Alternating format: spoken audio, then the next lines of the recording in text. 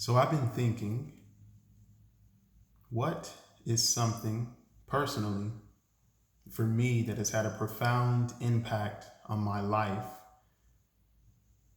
that is accessible to any and everyone?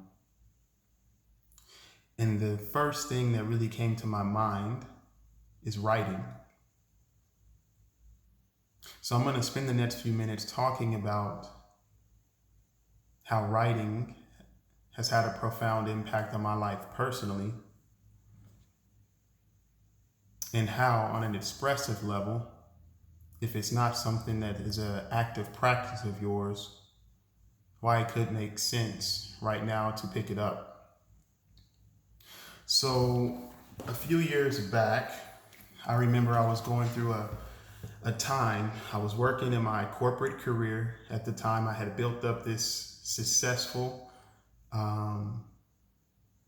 career that I thought was the mountaintop for me. And I was working in professional sports. I was there for about 8.5 years, and through university, all the way up until the point I found myself. In that moment, I was recognizing that there were certain shifts that were occurring in my life, and recognizing that certain aspects in which I tried to communicate to others from time to time maybe necessarily wasn't landing with the same breath or with the same poignancy that I would have desired at that particular moment in time. So what came to me was to really start to move through certain aspects of what I was feeling. And I found a better way to do that than to stuff and to hold on was to take up a writing practice. And I remember I bought this journal. This is like the first journal that I've purchased. And the exact date was April 19th of 2015. So at the time of filming this, that's what's today? Today's, the 11th. So that's almost 5 years from the day. So this is the very first entry. And I remember just being in a place of recognizing that my mind, my body, and my soul needed some kind of outlet for what was going on. And since then, writing has become not only a big part of my practice, but also it's become a big part of my expression. Whether it's through journaling, whether it's through blogs, whether it's through just communication in general. And I've found, through working with different clients, more so specifically men, because I find that a lot of women, at least that I've worked with and that I've spoken to, they have more of a propensity to write.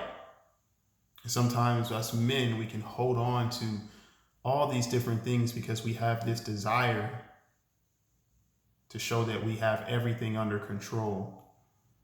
This desire sometimes to stuff or suppress our emotions, to wear this face that, hey, I'm strong and I have everything under control. And there's a beautiful gift there when that's natural, but it can also be disastrous when there's a lot that is underneath the surface that really just needs some healing and some self-love in order to be moved around. So writing for me, it's an expression of what's real and what's true, an expression of what's on my heart, an expression of those different aspects that I may not feel fully connected to verbalizing. But as I grab a pen and I write down in a journal, I feel this deep sense of things and insights and just pen on pad. Aspects that are coming out that I may have not even had an awareness of just from being in the act of writing. So I bring this up particularly right now for two reasons. One, because right now I'm presently under a challenge. I challenge myself to doing 7 continuous days of filming videos and sharing it. And my intention was to challenge myself because this isn't a modality that I've really used as consistently in the past. And two, as I woke up this morning and I was thinking of, what am I going to talk about today? Like, what is it that could serve? Like, what is it that people may need to hear? I recognize that sometimes simplicity is really all that we need in the present moment of time. And this is something that, and for instance, I have this, I showed you one, here's another one. I bought the same one. And I mean, there's just pages amongst pages of just expression. And it can be beautiful to go back and to read these different aspects. You read and you see the growth and you see the journey and you see life and you see where you were at, 2 years ago, 3 years ago, 6 months ago. And one area that I feel very connected to as well, on top of this writing, is a sincere amount of appreciation for support. And what I mean by support is haven't always been very open for support. I had this kind of Superman mentality. I achieve, I accomplish, kind of underground type of, for lack of better terms, energy. And again, there's a gift in that, but there's also can be detriment to that when you keep running into the same things over and over and over again. It's almost like you're on this proverbial treadmill. And I recognize that happened to me in my health for many years. That happened to me within my relationships. Whenever I would have different bouts of anger or certain aspects, and I didn't know how to channel that energy, I would go into freeze mode. I would go into weeks of non-communication or for harboring or for suppressing different aspects, because that was a pattern that I had created for myself from a very young age. And it also happened, as I mentioned before, in my career. You build up something, you work in something that you, for a particular period of time, it serves you and you have this desire to do what you're doing, but then your soul comes calling and your soul says, it's time for something different. This no longer serves you.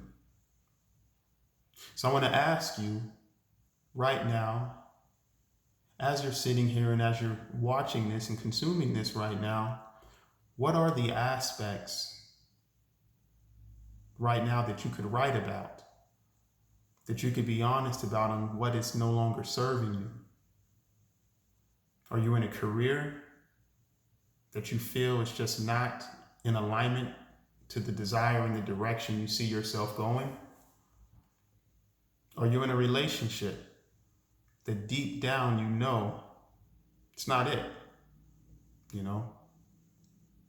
Is your health in a place where you keep going on this proverbial track of I'll do it next time, I'll do this, I'll commit, at some point in the distant future, and it's the same story that you keep replaying to yourself over and over and over again?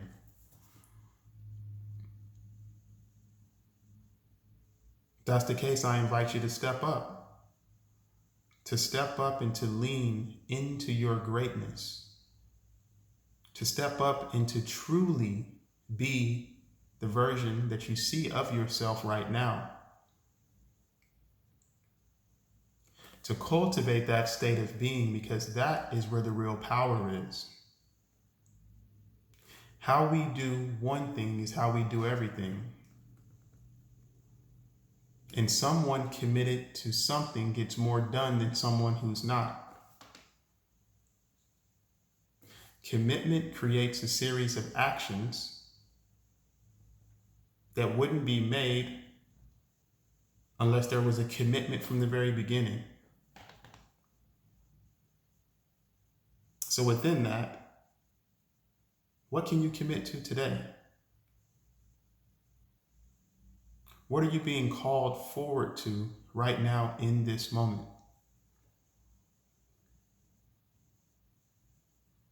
Always remember, the choice is yours.